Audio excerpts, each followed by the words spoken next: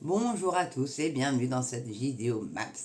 Notre Ursula, notre chère von der Leyen, figurez-vous qu'elle est sommée de s'expliquer sur une nomination plutôt controversée. On ne sait pas trop comment ça s'est trifouillé tout ça.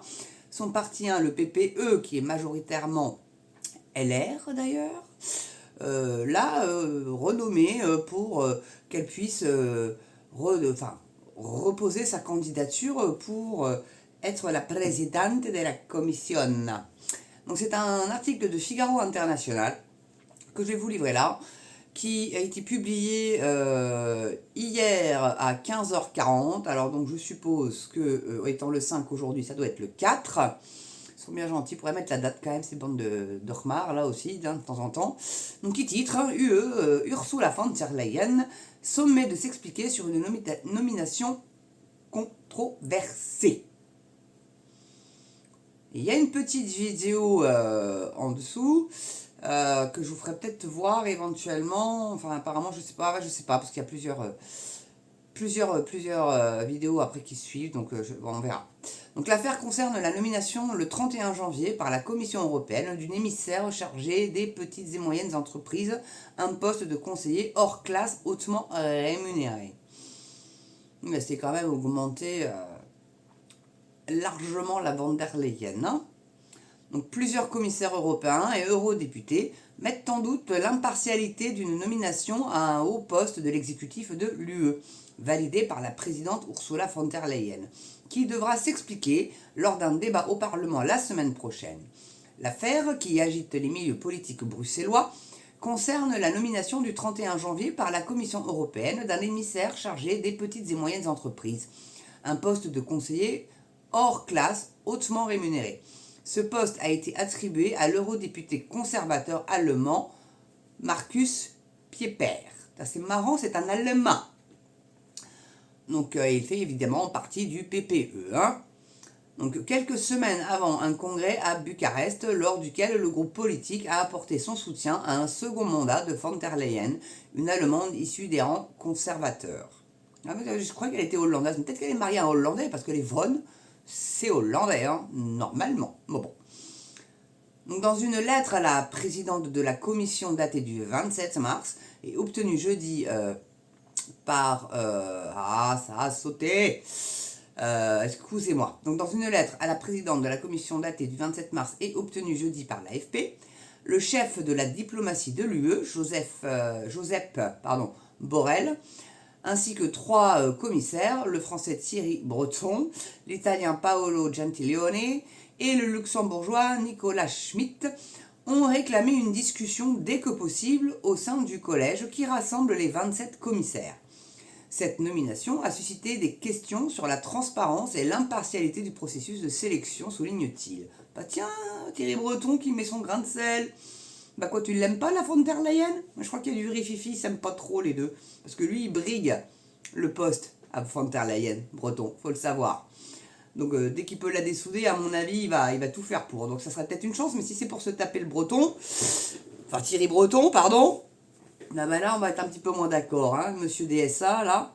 Mais en même temps, il peut pas, parce que, petite parenthèse, Elon Musk a eu une petite discussion avec ce monsieur. Il lui dit, mais les satellites là, que vous utilisez là, pour faire de l'espionnage industriel ou pour votre sécurité de votre pays, ils viennent d'où? Et t'as le petit père breton qui était bien emmerdé, bah ils viennent de chez vous, donc ils pourront rien faire. Donc merci, grand Musk, vous nous protégez de leurs conneries. Parce que c'est lui qui détient les satellites en fait. Parce qu'en France, on n'est pas foutu, on a, sur la recherche spatiale, on a rogné, on a même carrément arrêté. Donc comme ça c'est bien, sauf pour les projets Ariane, mais encore, on met à minima. Donc c'est pour ça que ça prend autant de temps. Mais honnêtement, on a Elon Musk qui lui met la nique au petit breton. Donc moi je trouve que c'est bien, moi j'adore Musk. Bon voilà, au moins, voilà, ça c'est un petit Asperger digne de ce nom. Franchement, c'est... Enfin bon. Donc, c'est bien qu'ils aillent foutre un peu leur grain de sel, même si c'est pas complètement désintéressé, bien évidemment. Bon, parenthèse fermée. Donc, ils font notamment référence à des questions adressées le 29 février à von der Leyen par une douzaine d'eurodéputés. de 4 groupes politiques, sociaux-démocrates, S et D, libéraux Renew, donc là ça c'est certainement le parti de Macron, je pense, hein, Renew, Renaissance en anglais, ils ne se sont pas foulés, la gauche et les Verts, qui se demandent si l'affiliation politique du candidat retenu aurait joué un rôle décisif dans sa nomination. Un responsable européen a indiqué à l'AFP, sous couvert de l'anonymat, que 2 candidates tchèques et suédoises avaient atteint le dernier stade de la procédure de recrutement en obtenant de meilleures évaluations que Pieper. Appelle à annuler la nomination. Oh, ça serait beau. Mais je vous dis, si c'est pour avoir en breton, bof quoi. Donc cela fait 5 semaines que les questions ont été adressées à la commission. Et je n'ai toujours pas reçu de réponse, a regretté jeudi matin l'eurodéputé vert allemand Daniel Freund. Dans un message sur Twitter X, avec d'autres élus, il a rédigé un amendement qui appelle von der Leyen à annuler la nomination et à lancer une nouvelle procédure.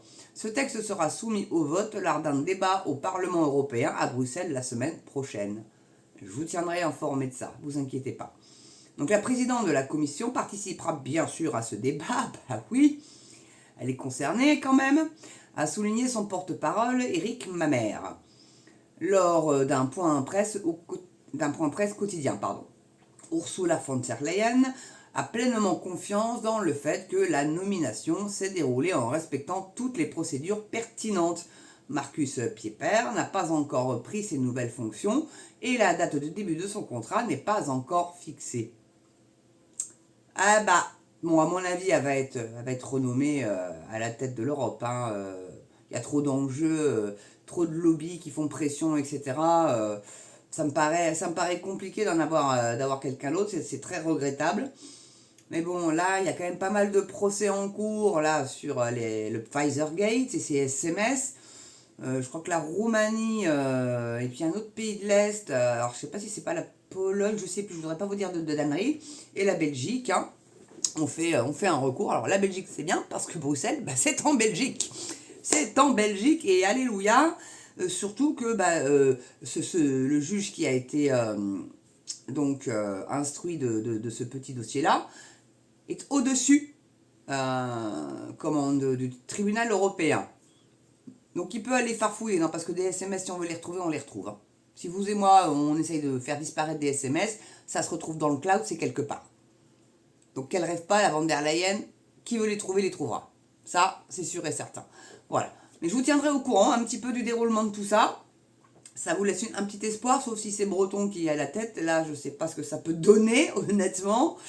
Mais bon.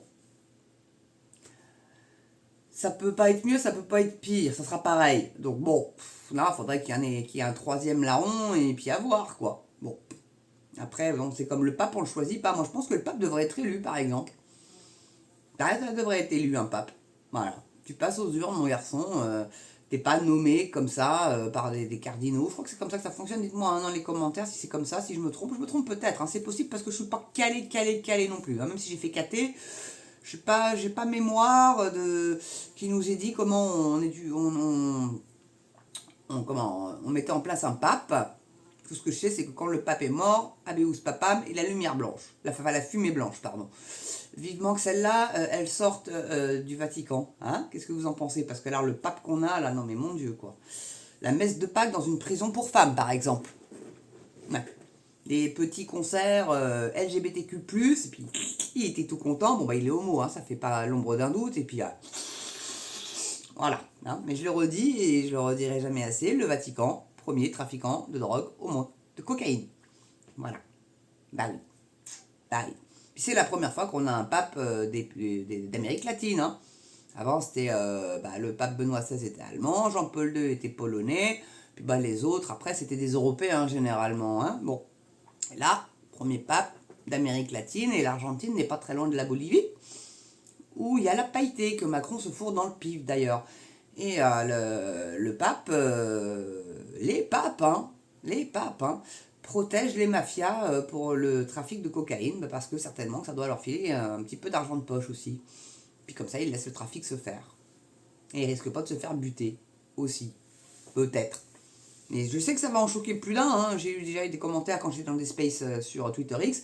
D'ailleurs, je sais pas pourquoi, j'essaye d'y rentrer, je peux plus. C'est génial, j'ai été shadowban des spaces sur Twitter X. En même temps, je m'en fous, il y a 300-400 pélos qui s'auto-congratulent et qui ont tous le même avis, donc je vois pas trop l'intérêt en fait. Moi là, j'aime bien avoir justement sur YouTube ce débat éventuel hein, dans le chat ou dans les commentaires. Voilà, je trouve que c'est beaucoup plus sain et il y a surtout beaucoup plus de visibilité. Même si actuellement, je trouve que bon, voilà, les abonnements ça monte pas très très très fort. C'est comme ça, qu'est-ce que vous voulez, il y a une petite période de stagnation, c'est pas bien grave, ça va remonter, je suis sûr que je peux compter sur vous. Tous ceux qui sont à me regarder et qui s'abonnent pas, bah abonnez-vous, ça va vous emmerder à quoi? Mettez pas les notifs, au pire des cas, c'est pas grave. Mais au moins abonnez-vous, comme ça, bon, bah moi ça me fait un peu monter la chaîne, j'ai plus de visibilité, et puis voilà quoi. Et puis bah, n'oubliez pas aussi hein, de mettre le pouce, hein, c'est toujours bien. Enfin, mettez la cloche quand même, mettez la cloche, c'est bien. Et puis, la partagez sur vos réseaux sociaux aussi, c'est très bien aussi. Tous vos réseaux, hein. Et puis, faites du bouche à oreille aussi, hein, si vous n'êtes pas trop connecté via les réseaux sociaux. Hein, le bouche à oreille, ça marche pas mal non plus, hein, c'est à l'ancienne. Bon, moi, ça me plaît bien à l'ancienne. Et puis, le petit don, la petite souscription, si vous pouvez, bien évidemment. Hein, voilà. En tout cas, merci d'avoir regardé cette vidéo, mes amis. J'espère que vous vous portez bien et que vous prenez bien soin de vous, c'est très important surtout. Et moi, je vous dis à bientôt sur une prochaine vidéo sur MemCV. Allez, je vous embrasse. À ciao.